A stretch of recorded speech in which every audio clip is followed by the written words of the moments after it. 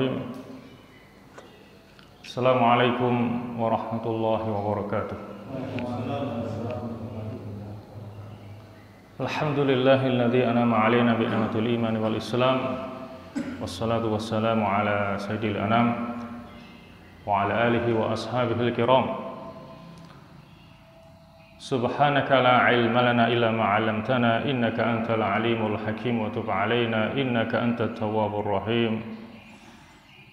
Allahumma hab lana qawlan sadiqan wa 'amalan salihan wa farajan 'ajila ya arhamar rahimin. Jamaah salat subuh Masjid Aminah yang dirahmati oleh Allah. Syukur alhamdulillah, marilah senantiasa kita panjatkan kehadirat Allah Subhanahu wa taala atas limpahan rahmat, taufik serta hidayahnya, juga nikmat kesehatan dan kesempatan, sehingga pada pagi ini kita bisa bersama-sama melaksanakan sholat subuh berjamaah, kemudian kita teruskan dengan saling nasihat menasihati dalam kebenaran dan kesabaran. Harapan kita semoga niat dan langkah baik kita akan diterima oleh Allah Subhanahu wa taala. Tidak lupa semoga salawat dan salam tetap terlimpahkan kepada Nabi kita Muhammad sallallahu alaihi wasallam beserta seluruh sahabat dan para pengikut-pengikutnya yang pada akhirnya insyaallah akan melimpah kepada kita semuanya selaku umatnya. Amin amin ya mujibas sa'ilin. Jamaah sekalian yang dirahmati Allah, pagi ini sebetulnya yang harus mengisi adalah Ustadz Helmi ya, karena kebetulan beliau tidak lupa ya, sudah menyanggupi mengisi pengajian di musola belakang rumahnya, jadi tabrakan, sehingga beliau tidak enak kalau membatalkan yang musola belakang rumahnya, sehingga sini yang dibatalkan, sehingga beliau minta saya untuk menggantikannya. Jamaah sekalian yang dirahmati Allah, pagi ini kita akan mengangkat sebuah tema, yaitu dunia menurut pandangan Alkitab dan As-Sunnah. Jamaah sekalian yang dirahmati Allah, dunia bagi kaum muslimin adalah sarana untuk menuju kampung akhirat. Kita sering mendengar orang menyebutnya hadis, yaitu ad-dunya mazra'atul akhirah, bahwa dunia itu adalah sawah ladangnya akhirat. Jadi dunia ini tempat menanam, akhirat tempat memanen. Apa yang kita panen sesuai dengan yang kita tanam. Kalau kita nanam jagung, ya tumbuhnya jagung. Kita nanam padi, keluarnya padi. Artinya kita menanam kebaikan, yang kita petik adalah kebaikan berupa pahala. Kalau yang kita tanam adalah keburukan, yang kita petik juga keburukan, yaitu dosa. Terkait dengan hadis di atas, sedikit kami jelaskan bahwa Al-Mulla Ali Al-Qari mengatakan bahwa hadis di atas termasuk hadis maudhu', hadis palsu, karena beliau menyebutkannya di dalam Al-Mawdu'at, di antara hadis-hadis palsu. Tapi beliau mengatakan dari segi maknanya betul. Kalau dikatakan dunia adalah sawah ladang akhirat, maka maknanya betul. Karena ini sesuai dengan firman Allah dalam surah Asy-Syura ayat 20. Ya, man kana yuridu hartsal akhirati nazid lahu fi hartsih. Barang siapa yang menginginkan keuntungan akhirat, maka kami akan tambahkan keuntungan baginya. Al-Imam As-Sakhawi mengatakan hadis ini beliau tidak menemukan sanadnya. Oleh karena itulah sebagian ulama menganggapnya ini bukan hadis, melainkan sekedar hikmah atau kata-kata bijak yang sering disampaikan oleh para ulama. Ya, ad-dunya mazra'atul akhirah. Jadi dari segi makna adalah benar. Ya, kita akan memanen sesuai dengan apa yang kita tanam di dunia ini. Oleh karena itulah, marilah kita perhatikan bersama beberapa kaidah di bawah ini. Kaidah yang pertama, kita diingatkan jangan sampai kita tertipu oleh dunia. Dalam hal ini Allah berfirman dalam surah Luqman ayat 33. A'udzubillahi minasyaitonirrajim. Inna wa'dallahi haqq. Sesungguhnya janji Allah itu hak, benar adanya. Fala taghurnakumul hayatud dunya. Maka jangan sampai kehidupan dunia memperdayamu atau menipumu. Wala yaghurnakum billahil ghurur, dan juga jangan sampai al-ghurur. Al-ghurur adalah penipu, yaitu setan. Dan jangan sampai pula setan memperdayamu untuk melakukan ketaatan kepada Allah Subhanahu wa taala. Jadi ini merupakan peringatan dari Allah agar kita jangan sampai tertipu dengan dunia, dengan segala kenikmatan-kenikmatan yang ada di dalamnya. Karena dunia ini merupakan fitnah. Ya, sebagaimana Allah nyatakan dalam surah Al-Anfal ayat 28, ya. Wa'alamu annama amwalukum wa auladukum fitnah. Ya. Dan ketahuilah sesungguhnya harta-hartamu dan anak-anakmu adalah fitnah. Wa annallaha 'indahu ajrun 'azim, dan sesungguhnya di sisi Allah ada pahala yang besar.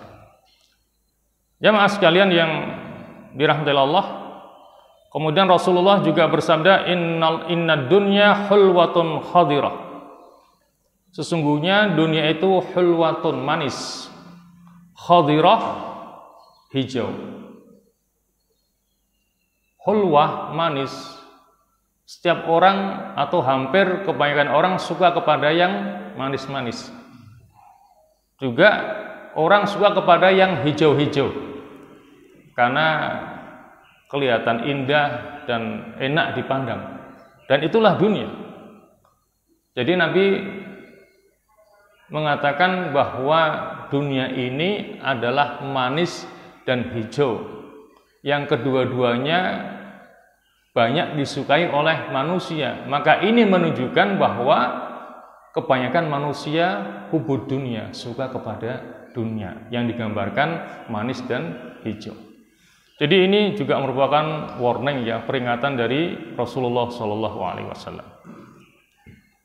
Hadis yang berikutnya dari Sahal bin Sa'ad As-Sa'idi, dia berkata, Rasulullah sallallahu alaihi wasallam bersabda, "Lau kanatid dunya ta'dilu 'indallahi janaha ba'udatin ma saqa kafiran minha syurbata ma'in."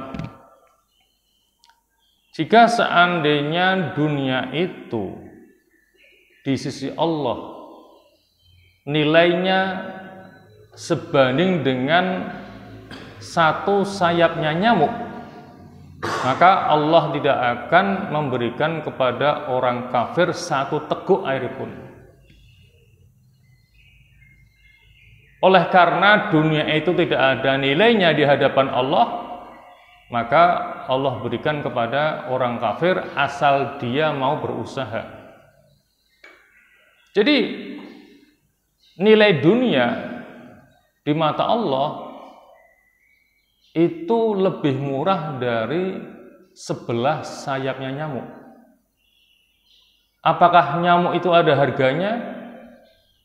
Ya tidak, ya. Bahkan kita seringkali bunuh nyamuk karena kita anggap pengganggu tidak ada nilainya. Ini malah sebelah sayap nyamuk. Jadi dunia di mata Allah lebih murah daripada sebelah sayapnya nyamuk. Ini menunjukkan dunia tidak ada harganya sama sekali di mata Allah Subhanahu wa taala. Kemudian dalam hadis yang lain Nabi juga bersabda, "Madunya fil akhirati illa mithlu ma yaj'alu ahadukum usbu'ahu fil yam falyanzur bima yarji." Tidaklah dunia dibandingkan dengan akhirat melainkan seperti salah seorang di antara kalian yang memasukkan jarinya ke dalam lautan, maka perhatikan apa yang ia dapatkan. Kalau kita pergi ke lautan, katakanlah ke ngebum, kemudian kita masukkan telunjuk kita ke dalam lautan, kemudian kita tarik kembali, apa yang kita dapatkan? Sedikit air laut yang nempel di jari kita, dan itulah dunia. Dan sisanya seluruh air lautan yang ada di dunia itulah akhirat. Artinya apa? Dua hal yang tidak mungkin bisa dibandingkan. Karena perbedaan antara keduanya amat sangat jauh sekali. Jadi dunia itu tidak bisa dibandingkan dengan akhirat. Bayangkan sedikit air laut yang nempel di ujung jari kita, itulah dunia, dan semua air lautan yang ada di dunia ini itulah akhirat. Dua hal yang tidak mungkin bisa diperbandingkan. Kemudian kaidah kedua yang perlu kita perhatikan adalah bahwa Rasulullah SAW lebih menyukai hidup sederhana dalam urusan dunia.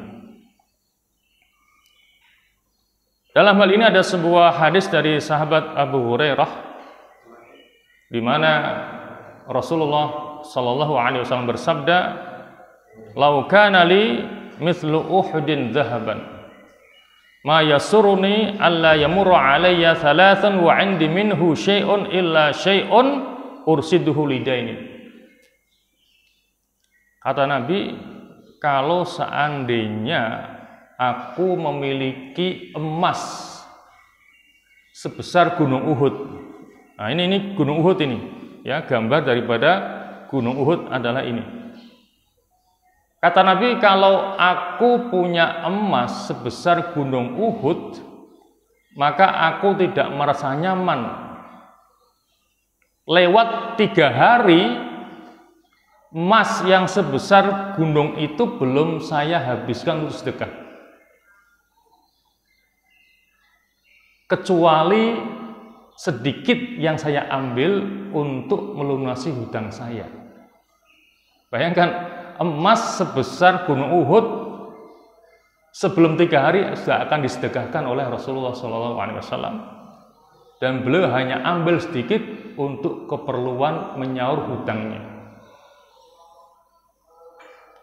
Ini menunjukkan bahwa Nabi juga berhutang. Tapi yang pasti hutangnya Nabi tidak sama dengan hutang kita. Ya. Beliau kalau hutang betul-betul memang untuk sesuatu yang urgent, yang memang perlu untuk berhutang. Tapi banyak orang yang berhutang sebetulnya tidak perlu untuk berhutang. Ya. Akhirnya semua yang dimiliki kredit semua itu. Rumahnya kredit, kendaraannya kredit, perabotan rumahnya kredit, televisinya, kulkasnya, mebelnya kredit, sampai HP-nya juga kredit. Jadi hutang untuk sesuatu yang sebetulnya tidak terlalu penting. Itulah kenyataannya. Dan sekarang kan bahasanya diperhalus. Kalau hutang itu kan kelihatannya kasar ya. Tapi kalau kredit itu kan lebih keren. Ya, sebetulnya sama-sama, kredit adalah hutang. Tetapi kedengarannya lebih enak kredit ketimbang hutang. Kalau hutang itu kan sangar itu. Hutang, sangar itu.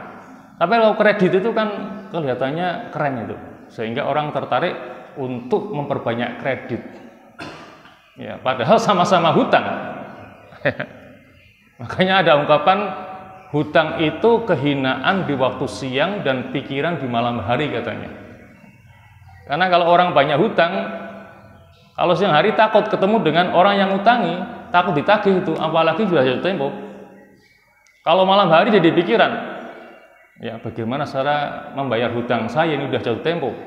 Jadi kalau malam jadi pikiran, kalau siang jadi kehinaan. Artinya hutang tidak dilarang, boleh, tetapi usahakan untuk hal-hal yang memang kita perlu untuk berhutang. Jangan sampai hutang untuk jaga gengsi, ya, biar penampilannya mentereng, semuanya dari hasil hutangan. Karena Nabi juga berhutang, tapi beda dengan hutangnya kita. Artinya di sini Nabi lebih menyukai kesederhanaan dalam hidupnya. Kaidah ketiga yang juga perlu kita perhatikan adalah bahwa orang mukmin hendaknya lebih menyukai kehidupan akhirat daripada dunia.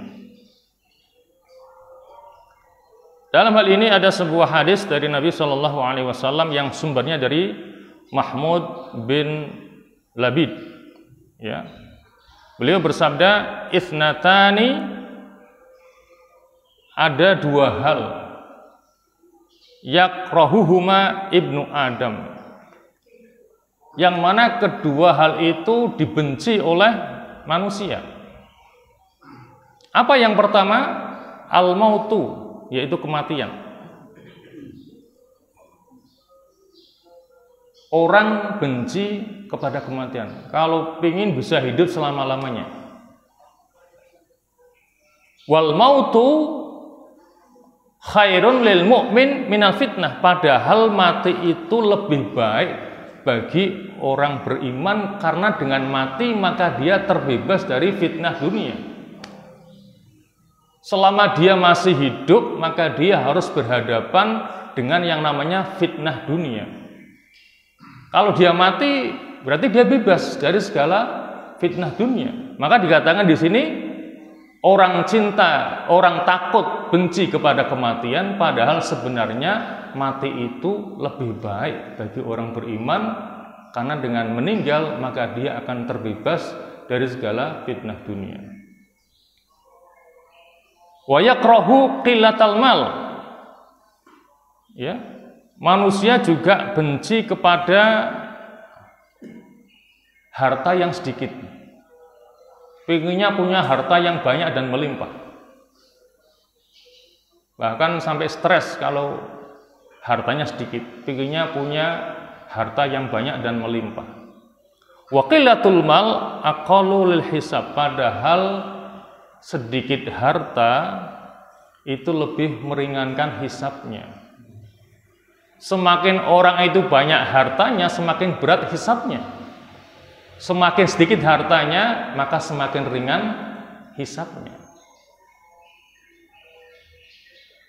Dan hisab harta itu kan dua. Min ainak tasabahu wa ilaina anfaqah. Hisabnya dua. Akan ditanyakan dari mana Anda mendapatkan harta ini dan kemana pula membelanjakannya. Jadi kan berat, karena hisabnya untuk harta itu dua.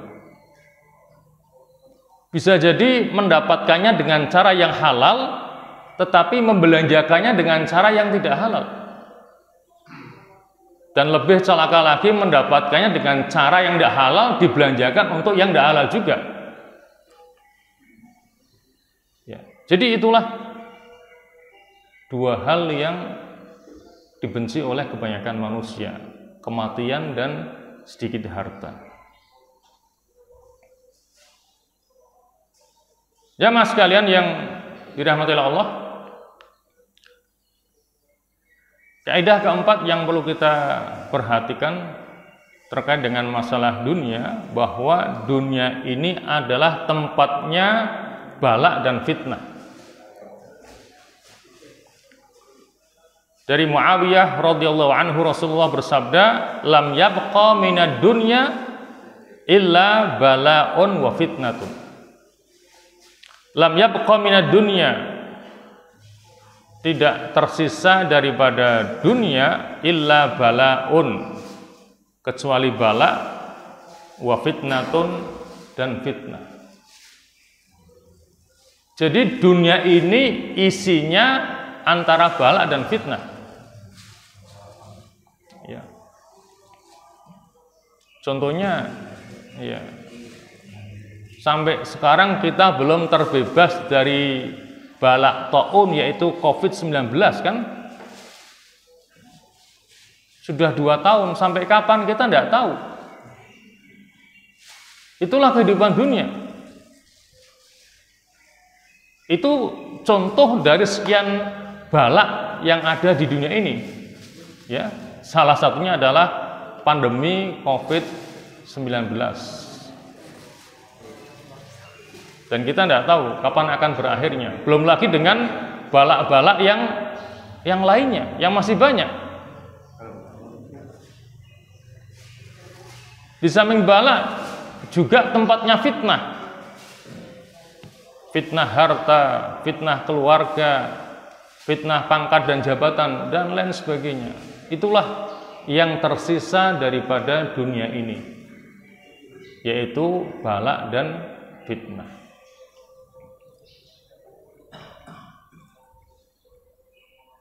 Kemudian yang kelima,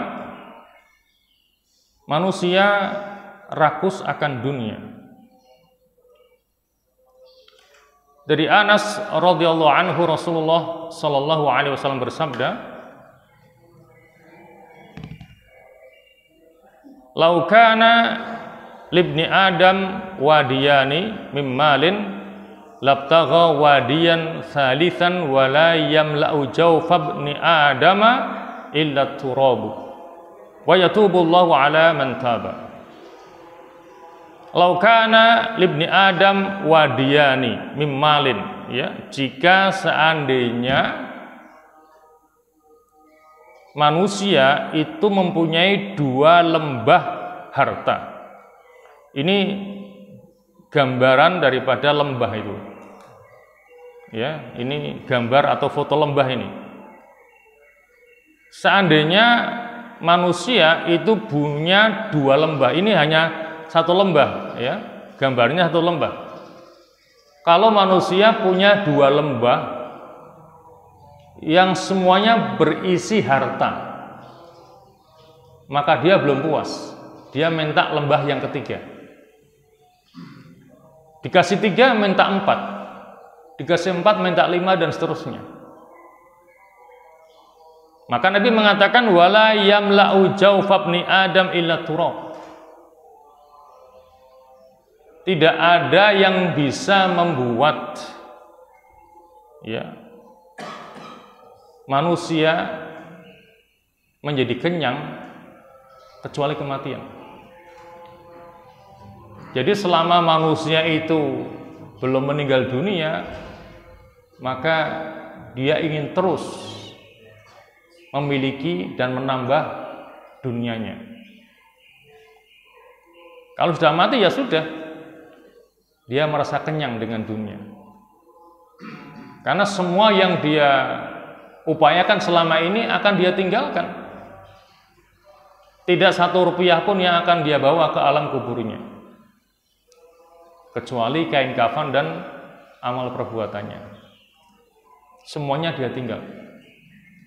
Wa yatubullahu ala man taba, dan Allah menerima tobat bagi orang yang mau bertobat. Ya. Ya, silakan kita bisa membaca surah At-Takatsur, ya, agar kita mengetahui musibah yang menimpa akibat tamak dalam urusan dunia. Ya. Dalam surah At-Takatsur ayat 1 Allah mengatakan, alhaakumut takatsur hatta zurtumul maqabir. At-Takatsur itu berbanyak-banyak harta. Alhaakum telah melalaikanmu. Hatta zurtumul maqabir, sampai kamu masuk ke dalam kubur. Kalau udah mati masuk kubur, sudah dia kenyang dari dunia, sudah tidak bisa nambah lagi. Kemudian yang keenam, kaidah yang keenam adalah bahaya rakus dalam urusan dunia. Dari Ka'ab ibn Malik radhiyallahu anhu, Rasulullah sallallahu alaihi wasallam bersabda, "Madhibani jai'ani ursila fi ghanamin bi afsadalaha min hirsil ma'i 'alal mali wasyarafi lidinihi." Madhibani ursila fi ghanamin, tidaklah ada dua serigala yang kelaparan yang dilepaskan di segerombolan ghanam, kambing. Bi afsadalaha min hirsil ma' 'alal mal wasyarafi lidinihi.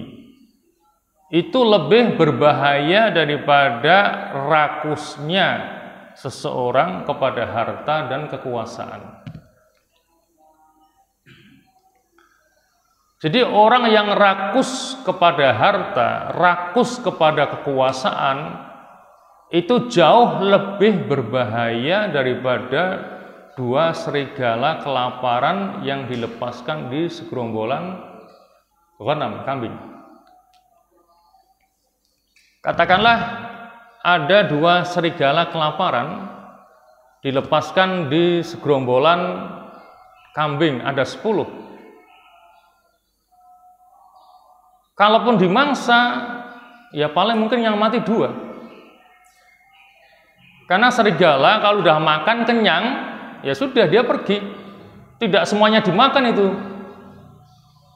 Ya kan? Beda kalau orang rakus kepada harta. Bisa jadi seseorang tega untuk membunuh seluruh anggota keluarganya demi mendapatkan warisan. Dihabisi semuanya itu karena rakusnya kepada harta. Kalau serigala sudah kenyang, sudah akan pergi, tidak dihabisi semuanya itu. Tapi kalau manusia rakus kepada harta, bisa seperti itu.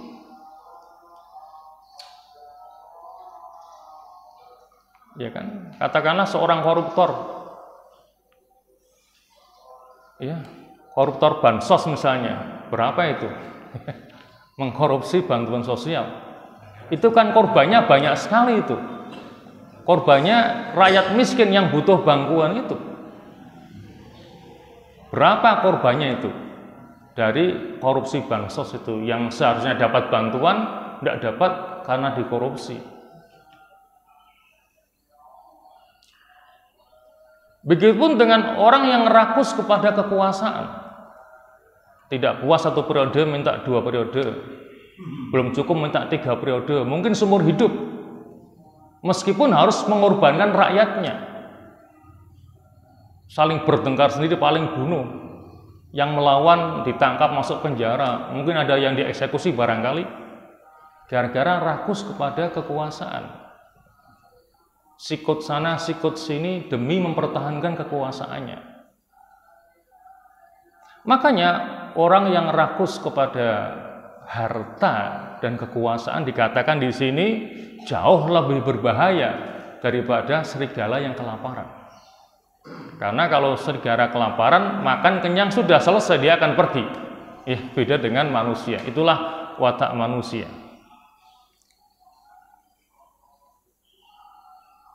Nah, sekarang kaidah yang ke-7, dunia bagi orang Islam adalah seperti penjara. Ada sebuah hadis yang sumbernya dari sahabat Abu Hurairah. Ya. Nabi bersabda, "Ad-dunya sijnul mu'min wa jannatul kafir." Dunia itu penjara bagi orang mukmin dan surga bagi orang kafir.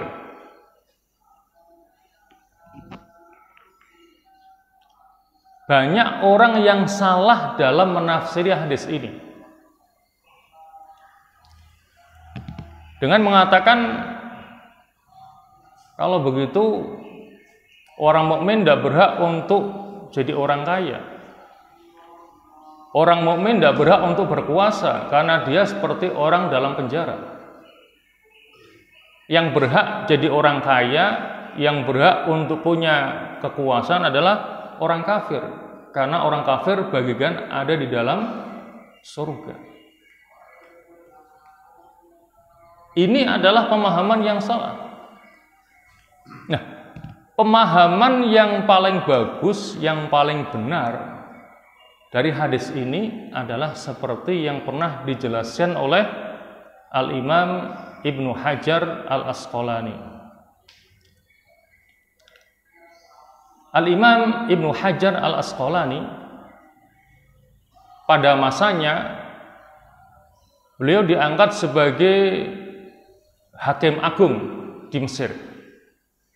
Ya, seorang qadhi, seorang hakim agung di Mesir. Karena beliau mendapatkan jabatan yang tinggi, maka dia mendapatkan fasilitas dari negara, dari pemerintah. Ya, untuk alat transportasi beliau dikasih ya semacam kereta kencana lah yang ditarik oleh beberapa kuda. Kalau di kita kan mobil dinas ya, apakah Mercy, apakah apa begitu. Jadi mendapatkan fasilitas berupa kereta kencana. Sebetulnya beliau menolak, tetapi demi untuk melancarkan tugasnya dari rumah ke tempat tugasnya, akhirnya diterima juga itu. Ya. Nah, pada suatu hari ketika beliau hendak berangkat ke tempat tugasnya, kemudian beliau melewati pasar, beliau dihadang oleh seorang Yahudi yang profesinya sebagai penjual minyak tir ya di pasar itu. Bisa kita bayangkan bagaimana kondisi seorang penjual minyak. Bajunya kotor, lusuh, berlepotan minyak, belum lagi bau badannya yang tidak enak, mencegat Imam Ibnu Hajar Al-Asqalani. Kemudian beliau turun dan bertanya, ada apa? Anda menghalangi jalan saya.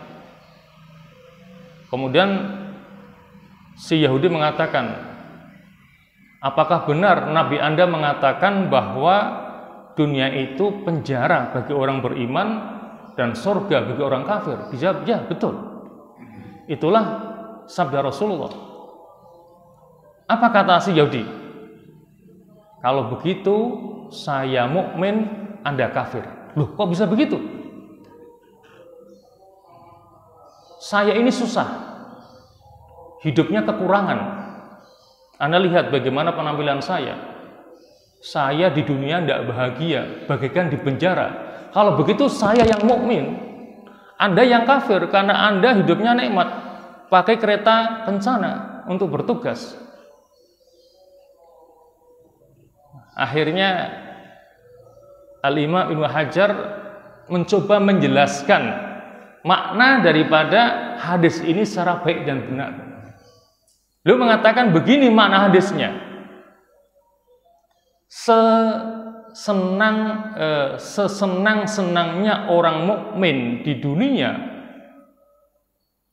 sesungguhnya ia bagaikan berada di penjara bila dibandingkan dengan kenikmatan yang akan dia dapatkan di akhirat, yaitu surga.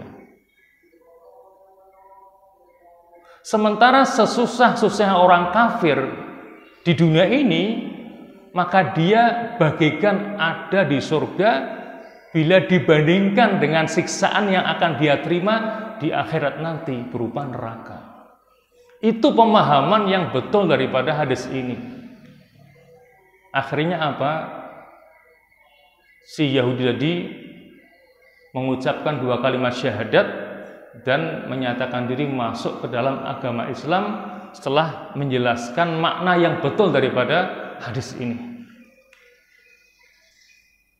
Dan akhirnya dia diangkat murid oleh Imam Ibnu Hajar dan jadilah dia salah seorang di antara muridnya yang menonjol. Jadi itulah makna yang benar dari hadis ad-dunya sijnul mu'min wa jannatul kafir. Jadi dunia itu merupakan penjara bagi orang yang beriman, karena seorang mukmin seandainya dia jadi orang yang kaya raya, jadi miliarder, dia tidak bebas. Harus mengeluarkan zakatnya, sedekah, infak, mungkin wakaf. Ya kan? Banyak aturan main yang harus dia patuhi, yang tidak boleh dia langgar. Tidak boleh seenaknya menggunakan hartanya itu. Maka dia meskipun kaya raya seperti di penjara. Ya kan? Nah, orang kafir meskipun dia susah seperti di surga, karena dia tidak punya aturan. Mau berbohong ya silahkan, mau makan minum yang haram ya silahkan, tidak ada aturan. Jadi meskipun dia miskin, bagikan di surga karena dia bebas. Tapi ingat, di akhirat ada adab yang menanti. Ya. Jadi itulah makna yang benar dari hadis ad-dunya sijnul mu'min wa jannatul kafir yang dijelaskan oleh Al-Imam Ibnu Hajar Al-Asqalani. Di sini Al-Imam An-Nawawi juga menjelaskan dengan mengatakan maksudnya setiap mukmin itu terpenjara di dunia karena dia dilarang mengikuti hawa nafsunya, mengerjakan yang haram dan yang makruh. Bahkan diwajibkan mentaati perintah Allah Azza wa Jalla yang merupakan perkara berat bagi dirinya. Tetapi apabila dia telah meninggal dunia, hatinya tenang karena akan memperoleh imbalan dari Allah Subhanahu wa ta'ala. Itulah yang dikatakan oleh Al-Imam An-Nawawi dalam Syarah Muslim. Jamaah sekalian yang dirahmati Allah, kaidah yang ke-8 adalah hindari tabdzir. Ya, sikap suka memubazirkan barang.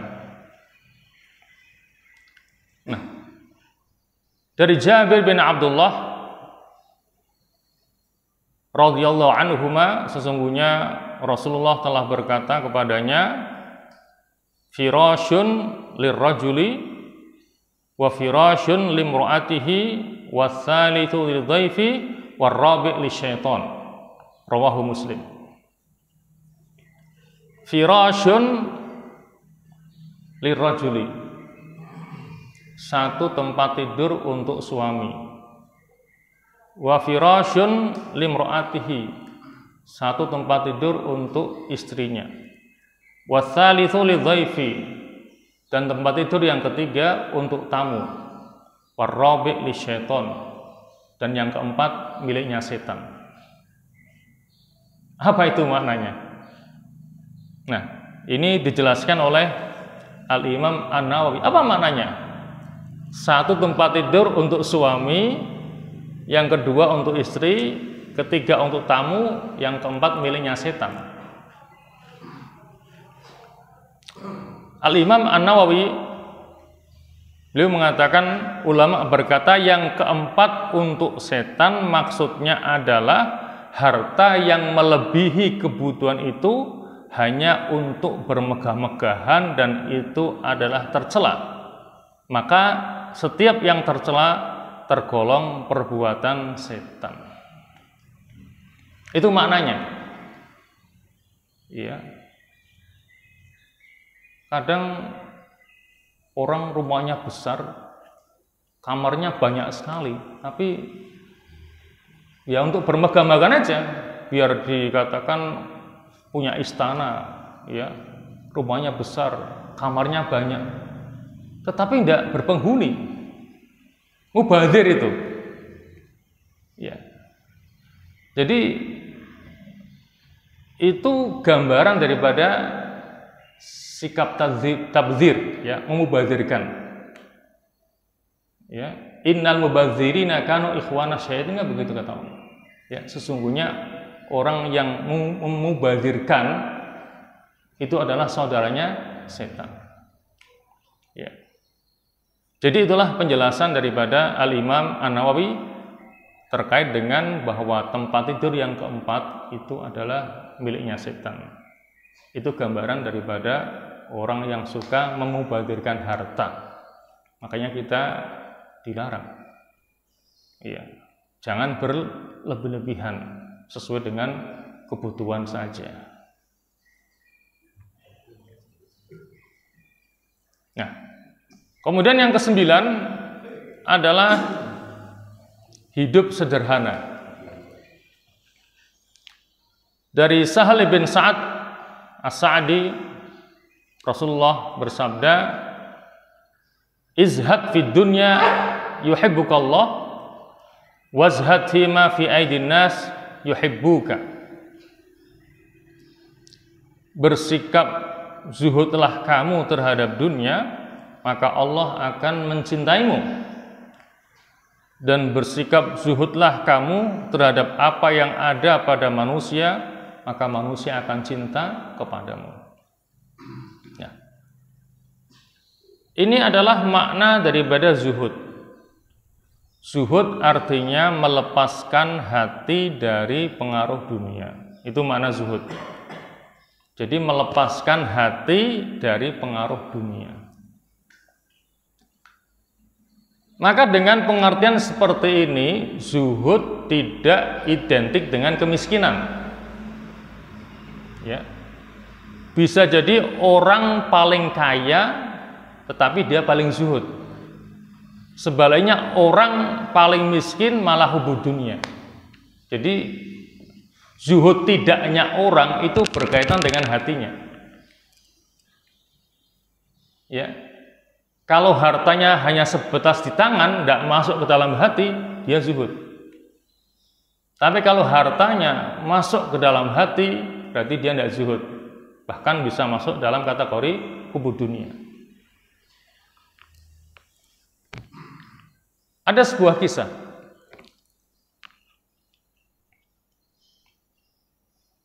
Ada dua teman. Mungkin dulunya mondok atau ngaji bersama. Setelah besar, keduanya berpisah, beda profesi. Yang satunya pergi merantau ke kota dan jadi orang sangat kaya raya di kota, sementara yang satunya tetap tinggal di desa, jadi orang miskin. Nah, yang tinggal di desa ini mungkin jadi semacam guru ngaji lah. Dia punya beberapa santri ataupun murid di rumahnya. Nah, suatu hari salah seorang santrinya ingin pergi ke kota. Kemudian gurunya mengatakan, saya punya teman, sekarang tinggal di kota, ini alamatnya. Tolong kamu cari dia sampai ketemu, sampaikan salamku kepadanya. Katanya, baik Ustadz, saya akan ke kota, kalau ketemu teman Ustadz akan saya sampaikan pesan Ustadz. Maka pergilah santri atau muridnya itu ke kota. Dalam benak sang santri, temannya itu kurang lebih kondisinya sama dengan gurunya. Karena biasanya orang miskin berteman dengan orang miskin, ya. Orang kaya berteman dengan orang kaya, kan begitu umumnya. Lah dia melihat gurunya miskin, bahkan kekurangan, maka kurang lebih temannya di kota juga sama. Setelah dicari-cari, ketemu juga. Ini betul tidak alamatnya? Karena dia menemukan rumah seperti istana. Tapi betul alamatnya ini. Jalannya betul, nomornya betul. Ya, meskipun sambil tidak percaya, dia ketok pintu, Dan tak lama kemudian penghuni rumahnya keluar. Setelah ditanyakan, betul Bapak namanya ini? Betul. Bapak punya teman yang namanya ini? Betul. Itu teman ngaji saya dulu. Dia mengatakan, Bapak dapat salam dari guru saya. Oh, terima kasih. Setelah selesai urusan dan santri ini mau pamitan pulang, si teman gurunya berpesan, tolong ya, kamu sampaikan kepada guru kamu yang dulu teman saya, agar dia tidak terlalu cinta kepada dunia. Kaget muridnya. Apa ini tidak terbalik pesannya? Orang kaya raya pesan kepada si miskin, jangan cinta kepada dunia. Ya sudah, meskipun dia sambil bingung dalam memaknai pesan itu, dia pulang juga ke kampungnya. Sesampai di kampungnya, dia ketemu sama gurunya. Dia sampaikan salam dari teman di kota dan sampaikan pula pesannya. Ya, teman Ustadz pesan kepada Ustadz agar Ustadz jangan terlalu cinta kepada dunia. Langsung dia menangis. Ini muridnya tambah bingung lagi. Ini kan pelecehan, kok bukannya marah malah menangis. Akhirnya si Ustadz tadi menjelaskan, apa yang disampaikan oleh teman saya itu betul. Loh, kok bisa? Ya, karena teman saya yang kaya raya itu, dia tidak pernah khawatir sama dunianya. Dia tidak pernah berpikir hari ini saya makan apa. Dunianya hanya sebatas di tangan, tidak masuk ke dalam hatinya. Sementara saya yang miskin, tiap hari ada perasaan takut. Jangan-jangan hari ini saya tidak dapat rezeki, saya tidak bisa ngasih makan kepada keluarga saya. Kebetulan dia profesinya mencari ikan di laut. Saya takut kalau hari ini saya tidak dapat ikan, saya tidak bisa ngasih makan keluarga saya. Ya. Jadi cerita ini menjelaskan kepada kita hakikat daripada zuhud yang sesungguhnya. Ya. Jadi zuhud itu urusan hati itu. Maka tadi saya katakan bisa jadi orang paling kaya raya, tapi dia paling zuhud karena hartanya sebatas hanya di tangan, tidak pernah masuk ke dalam hatinya. Sementara si miskin bisa dikatakan hubud dunia, karena dia takut kalau tidak dapat rezeki tidak bisa makan, tidak bisa ngasih makan keluarganya. Ya. Maka jadilah dia hubud dunia. Ya. Maka pesan Nabi, zuhudlah terhadap dunia, maka Allah akan cinta kepadamu. Dan zuhudlah terhadap apa yang ada pada manusia, maka manusia juga akan cinta kepadamu. Izhad fid dunya yuhibbukallah, wazhad fima fi aidin nas yuhibbuka. Ya. Baik, yang terakhir yang ke-10, ya. Keindahan dunia berbahaya bagi yang tipis imannya. Artinya bagi yang kuat imannya maka tidak berbahaya. Jadi keindahan dunia ini akan berbahaya bagi orang yang imannya tipis. Dari Abu Sa'id Al-Khudri, sesungguhnya Rasulullah Shallallahu Alaihi Wasallam bersabda, "Akhwafu ma akhafu alaikum." Yang paling aku takutkan atas kalian semuanya, ma yukhrijullahu lakum min zahratid dunya. Ya, apa yang Allah keluarkan untuk kalian dari kenikmatan dunia. Zahra itu kan bunga dunia, berarti keindahan dunia. Jadi yang paling Nabi khawatirkan atas kita umatnya adalah ketika Allah mengeluarkan kenikmatan dunia. Kalau mereka bertanya, "Wa ma zahratud dunya ya Rasulullah?" Dan apakah kenikmatan dunia itu wahai Rasulullah? Maka Nabi mengatakan barakatul ardi, keberkahan bumi.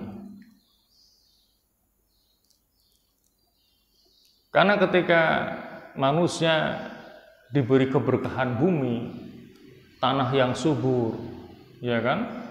Tumbuh-tumbuhan yang subur, belum lagi kekayaan yang ada di perut bumi yang sangat banyak sekali, itu bisa membuat seseorang akhirnya lupa kepada Allah Subhanahu wa taala.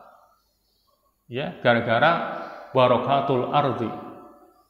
Bagi orang yang tipis imannya, ya. Nah, di sini dicontohkan seperti apa yang menimpa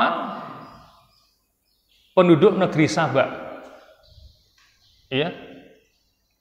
Jadi negeri Sabak ini mendapatkan barakatul ard, keberkahan bumi yang luar biasa, tetapi tidak membuat mereka beriman, tetapi malah ingkar kepada Allah Subhanahu wa taala. Padahal negeri Sabak ini kan jadi lambang negeri yang gemah ripah loh jinawi, kan begitu. Tetapi karena mereka durhaka, akhirnya dihancurkan oleh Allah Subhanahu wa taala dengan dibuat bendungan mereka yang super raksasa yang namanya bendungan Ma'rib itu jebol dan menenggelamkan mereka semuanya. Padahal negeri Sabak adalah negeri yang makmur. Laqad kana li sab'in fi maskanihim ayah. Sungguh ada bagi negeri Sabak, ya, di tempat tinggal mereka ayah, yaitu tanda kekuasaan Allah. Jannatani ayyamini washimal, dua taman yang ada di kanan dan kirinya.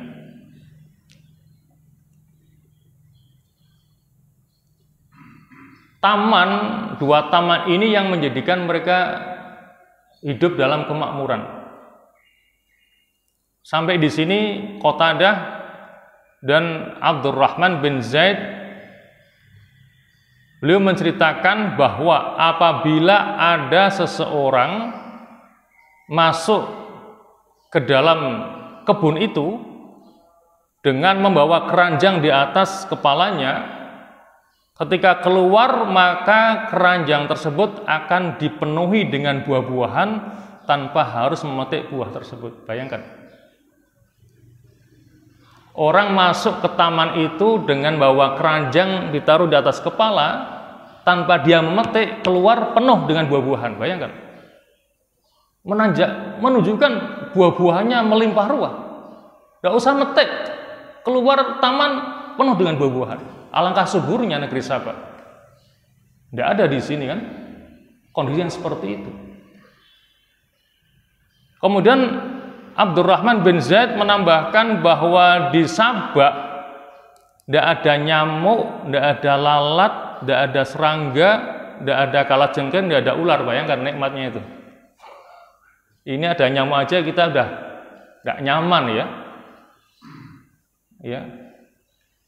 Tidak ada nyamuk, tidak ada lalat, tidak ada serangga, tidak ada kalajengking dan ular.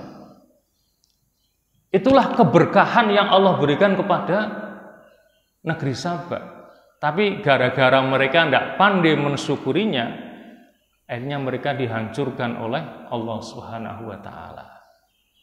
Dan itu yang ditakutkan oleh Nabi kita. Yaitu apa? Zahratud dunya, keindahan dunia yang bermakna barakatul ard. Artinya, kalau keberkahan bumi ini kita tidak pandai mensyukurinya, itu akan bisa mengundang datangnya azab dari Allah Subhanahu wa taala. Maka marilah kita berusaha untuk pandai-pandai senantiasa mensyukuri nikmat Allah sekecil apapun nikmat dari Allah itu. Ya mas sekalian, barangkali itulah yang bisa kita kaji pada kesempatan pagi hari ini. Ya. Jadi itulah beberapa kaidah yang perlu kita pahami terkait dengan tema kita, bagaimana dunia menurut pandangan Alkitab dan As-Sunnah. Ya, intinya jangan sampai kita ini terperdaya dengan dunia dengan segala kenikmatannya. Barangkali itulah yang bisa kita kaji, semoga ada manfaatnya untuk kita semuanya. Dan marilah kita akhiri taklim kita dengan doa bismillahirrahmanirrahim. Alhamdulillahirabbil alamin, hamdan yuwafi ni'amahu wa yukafi mazidah. Ya Rabbana lakal hamdu kama yanbaghi li jalali wajhikal karim wa 'azimi sultanik. Allahumma shalli wa sallim ala Muhammad wa ala ali Muhammad. Allahumma la tada' lana fi maqamina hadza dhanban illa ghafartahu wa la hamman illa farajtahu ولا كربا إلا نفسته ولا مريضا إلا شفيته ولا دينا إلا قضيته ولا معسرا إلا يسرته ولا ضالا إلا هديته ولا غائبا إلا رجدته ولا حاجة من حوائج الدنيا هي لك رضا ولنا فيها صلاة إلا عنتنا على قضائها ويسرتها لنا برحمتك يا أرحم الراحمين. اللهم اجعل اجتماعنا هذا اجتماعا مرحوما واجعل تفرقنا بعده تفرقا معصوما ولا تجعل فينا ولا معنا شقيا ولا محروما. اللهم لا تفرق هذا الجمع المبارك في هذا المكان المبارك إلا بذنب مغفور وعيب مستور وعمل متقبل مبرور يا عزيز يا غفور يا رب العالمين. اللهم هذا الدعاء ومنك الإجابة يا سميع الدعاء يا ذا المن والعطاء. وصلى الله على محمد وآله وصحبه وسلم. الحمد لله رب العالمين. والسلام عليكم ورحمة الله وبركاته.